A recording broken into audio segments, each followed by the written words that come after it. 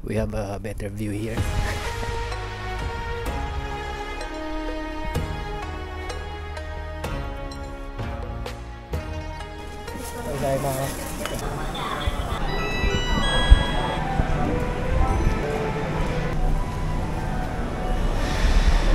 Nandito ulit ako sa Yoshinoyama at ang daming tao. Bumalik ako dito para makita yung full bloom ng cherry blossom or sakura dito.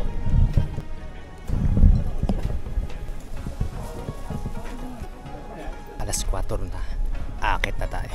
Pwede kayong mag-cable car para mas mabilis ang ruta at less ang pagod. 450 yen nga pala ang bayad para sa adult at 230 yen naman para sa mga bata.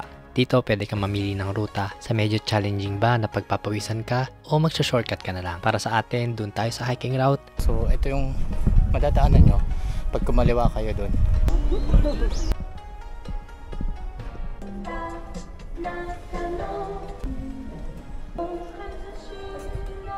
Sumasen, kinakoi ko sakura mochi ito desu.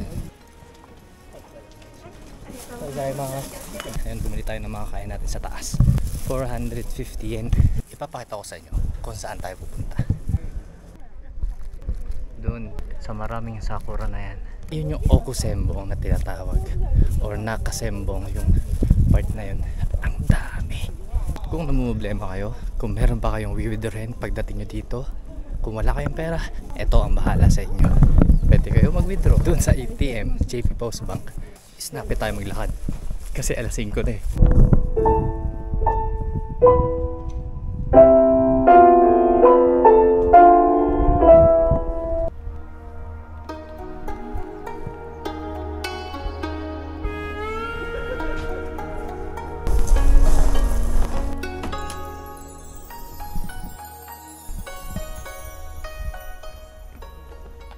So, ito na ang isa sa mga highlights dito sa Yoshinoyama.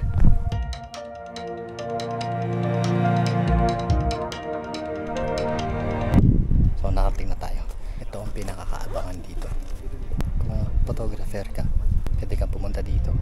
Advisable talaga to tuwing spring season. Itong Yoshinoyama sa Nara. Travel as you will, my favorite road. Isa to sa mga nabili natin kanina. Masarap siya, oishi, delicious. Ito, sakura mochi. Specialty nila dito, sakura mochi. May nalalasahan ng maalat. Ewan ko kung dahil sa kamay ko ba yan o dahil sa lips. Hindi ko alam kung maalat ba yung kamay ko. Last one.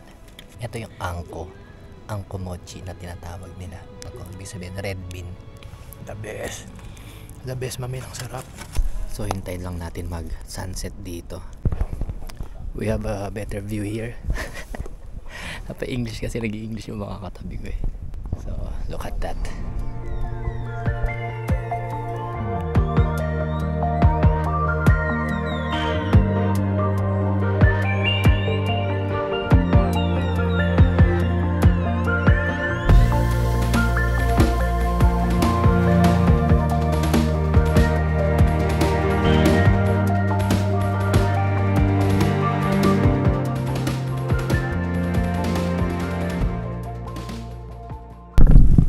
Time to go home.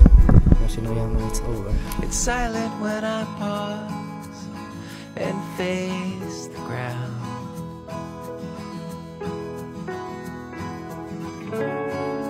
Travel as you will, my favorite road. Oh, oh, oh. Notion air is here, and I see your blue.